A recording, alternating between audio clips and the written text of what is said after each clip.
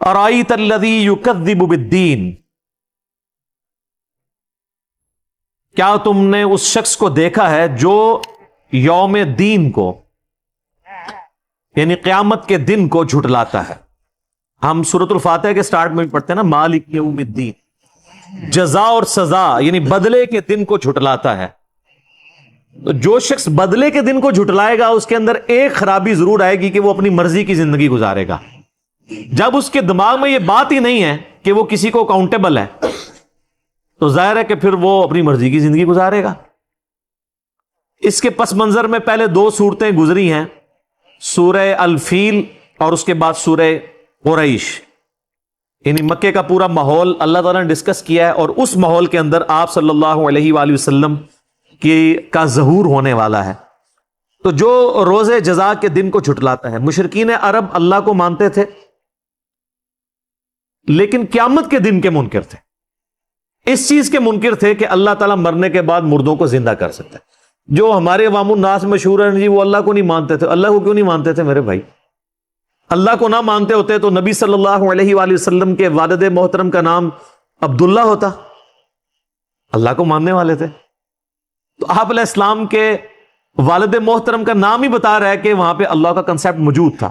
Issue یہ تھا کہ وہ اللہ کے ساتھ چھوٹے چھوٹے آلہہ کو بھی مانتے تھے، اور وہ یہ عقیدہ رکھتے تھے کہ یہ چھوٹے چھوٹے جو گاڈز ہیں جو چھوٹے جی کے ساتھ لکھے جاتے ہیں، یہ اس کے سب آرڈینیٹس ہیں، چاہے وہ فرشتے ہیں، چاہے جنات ہیں، چاہے دیویاں ہیں، دیوتا ہیں، اللہ کے سب آرڈینیٹ ہے۔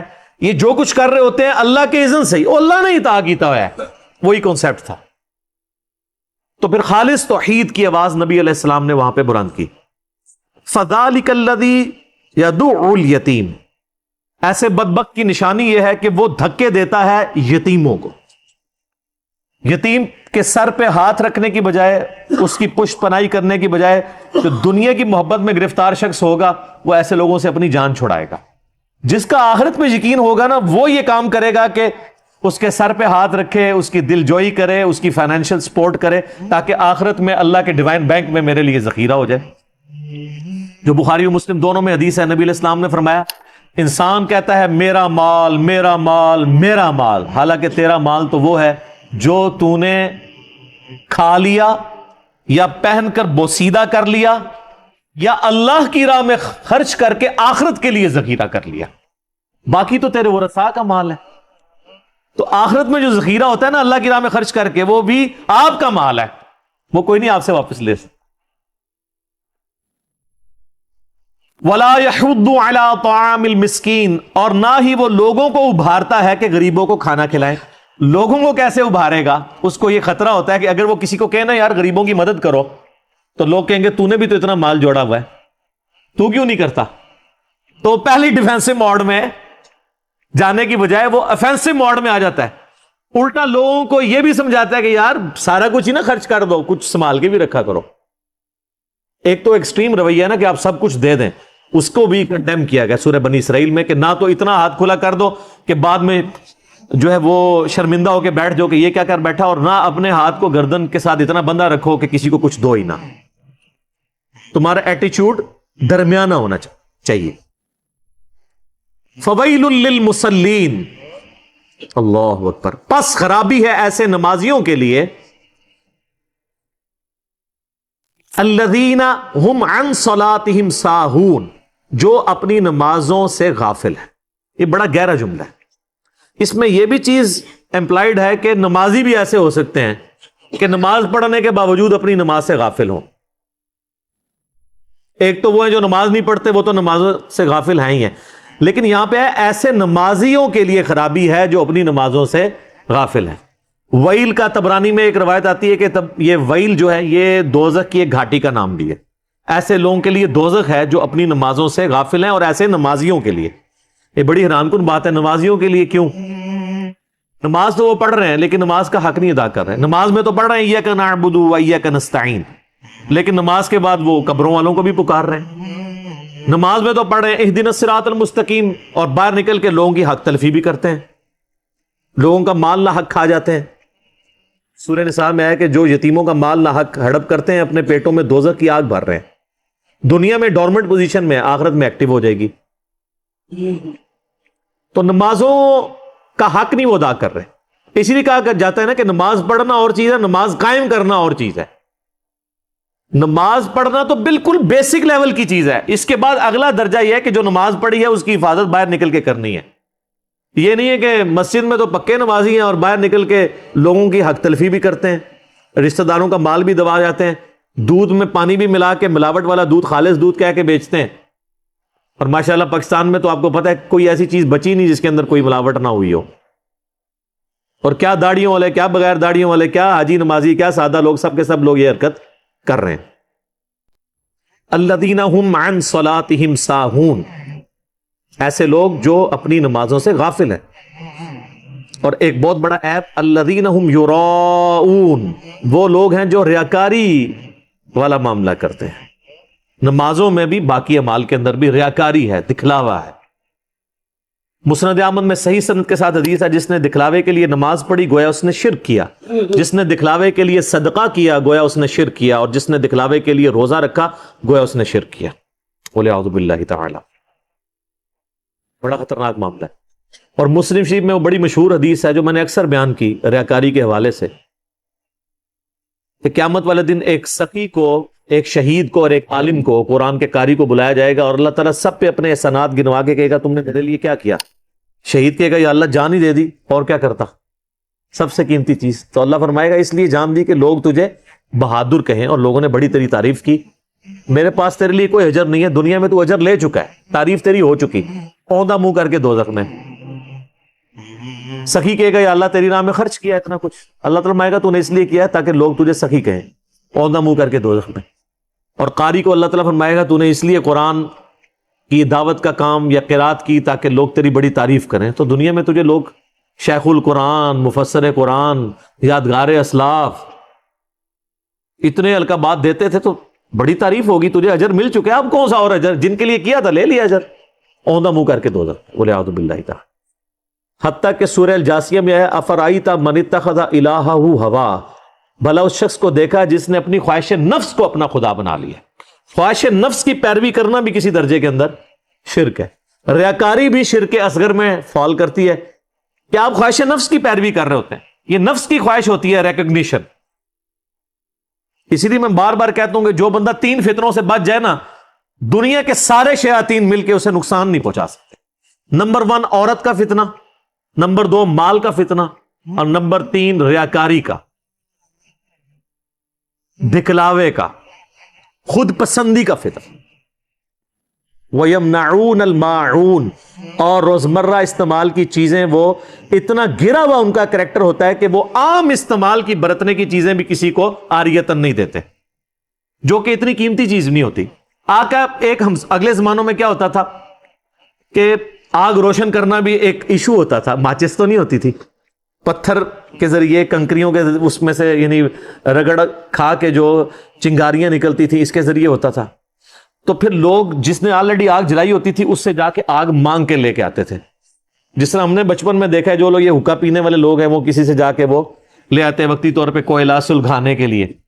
تو اگلے زمانے میں یہ عاریتاً چیز مانگی جاتی تھی، تو وہ یہ بھی نہیں دیتے. کسی کا گھر میں نمک ختم ہو گیا ہے، مرچیں ختم ہو گئی ہیں، دھنیا نہیں ہے، پیاز نہیں ہے. اب یہ کوئی اتنی قیمتی چیز تو نہیں ہوتی، کوئی تھوڑا پیاز کتنا سارا چاہیے ہوتا ہے کسی کو، نمک کتنا سارا.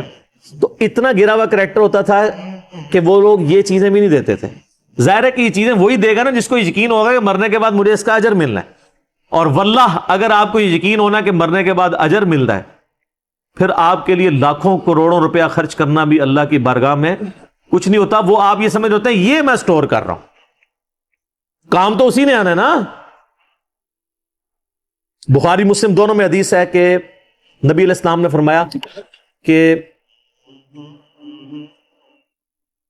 اگر کسی کے پاس سونے کی 2 وادیاں ہونا تو وہ یہ خواہش کرے گا تیسری بھی آ جائے میرے پاس، اس کا پیٹ قبر کی مٹی بھرے گی. بولے اعوذ باللہ تعالی. بخاری و مسلم دونوں میں حدیث ہے اے اللہ محمد اور آل محمد کو بس اتنا ہی رزق دینا کہ ان کی روح اور جسم کا رشتہ برقرار رہے، بس سبسسٹنس لیول پہ لائف گزرے. یہ وہ شخصیت ہے جن کے زہد میں جن کی اللہ کے ساتھ کمٹمنٹ میں کوئی شک نہیں ہے، لیکن ان کو بھی پتا ہے کہ مال کا فتنہ کتنا خطرناک ہے۔ آپ دیکھیں نبی علیہ السلام کی جو زہد کی زندگی تھی یہ اڈاپٹڈ تھی، ورنہ آپ کے لیے مسئلہ تو کوئی نہیں تھا۔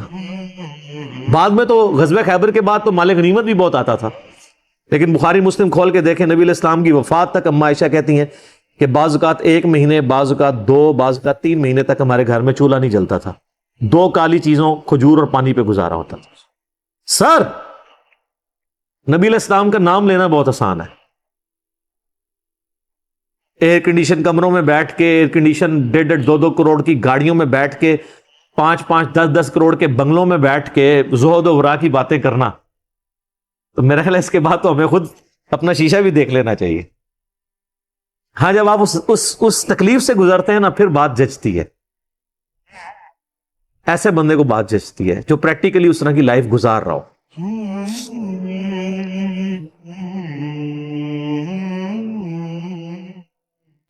السلام علیکم ورحمۃ اللہ وبرکاتہ۔ سورہ المعون، یہ سورہ مکی ہے اور اس میں سماجک ذمہ داری، ریاکاری اور انسان کی بنیادی خامیوں کو اجاگر کیا گیا ہے۔ آیت در آیت تفسیر۔ ارائیت الذی یکذب بالدین، کیا تم نے اسے دیکھا جو دین کو جھٹلاتا ہے؟ یہاں دین سے مطلب ہے قیامت کا دن اور اللہ کی طرف سے انصاف۔ جو انسان حساب کتاب اور آخرت پر یقین نہیں رکھتا، وہ دوسروں پر ظلم کرتا ہے اور نیکیوں سے دور رہتا ہے۔ فذلک الذی یدعو الیتیم، تو وہی ہے جو یتیم کو دھکے دیتا ہے، یعنی وہ یتیم کے حق ادا نہیں کرتا، اسے ٹھکرا دیتا ہے، دھکے دے کر دور کرتا ہے۔ اس کا مطلب صرف مارا پیٹا جانا نہیں، بلکہ یتیموں کی ضرورت سے بے رخی کرنا بھی ہے۔ ولا یحض علی طعام المسکین، اور وہ مسکین کو کھلانے کی ترغیب نہیں دیتا۔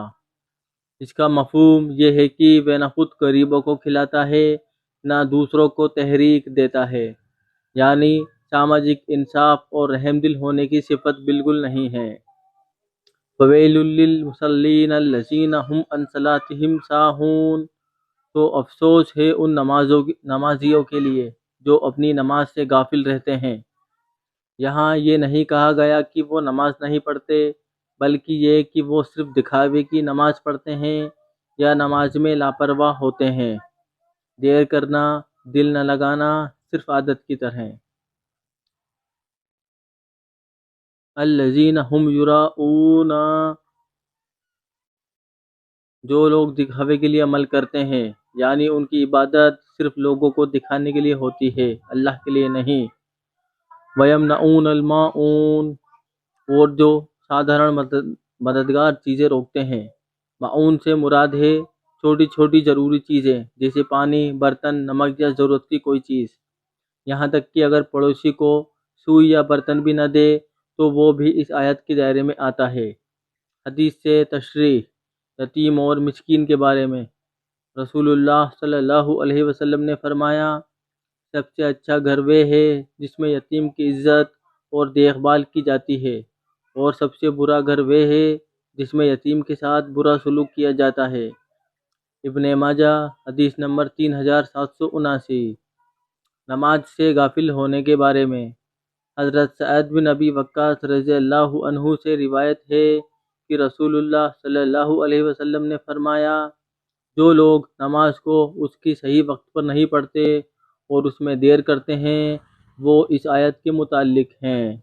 ابن ابی حاتم۔ ریاکاری کے بارے میں۔ رسول اللہ صلی اللہ علیہ وسلم نے فرمایا، جو شخص دکھاوے کے لیے عمل کرتا ہے، اللہ قیامت کے دن اسی دکھاوے کا اعلان کر دے گا۔ صحیح مسلم حدیث نمبر 2986۔ معون، چھوٹی مدد روکنے کے بارے میں۔ رسول اللہ صلی اللہ علیہ وسلم نے فرمایا، مسلمان وہ ہے جس سے دوسرے مسلمان اس کی زبان اور ہاتھ سے محفوظ رہیں۔ صحیح بخاری حدیث نمبر 10، صحیح مسلم حدیث نمبر 40۔ اور ایک دوسری روایت میں ہے کہ پڑوسی کا حق ادا کرو، اگر صرف ہڈی کا ٹکڑا ہی کیوں نہ ہو۔ صحیح بخاری حدیث نمبر 2565۔ خلاصہ، جو آخرت کو جھٹلاتا ہے اس کا رویہ انسانیت اور عبادت دونوں میں خراب ہوتا ہے۔ یتیم اور غریب کی مدد کرنا ایمان کا حصہ ہے۔ نماز اگر دل سے نہ ہو اور صرف دکھاوا ہو تو وہ قبول نہیں۔ چھوٹی چھوٹی مدد روکنا بھی بڑی بد اخلاقی ہے۔ یعنی یہ سورہ ہمیں سماجک انصاف، رحم دل ہونے، نماز میں خالص نیت اور مددگار بننے کا سبق دیتی ہے۔ السلام علیکم ورحمۃ اللہ وبرکاتہ۔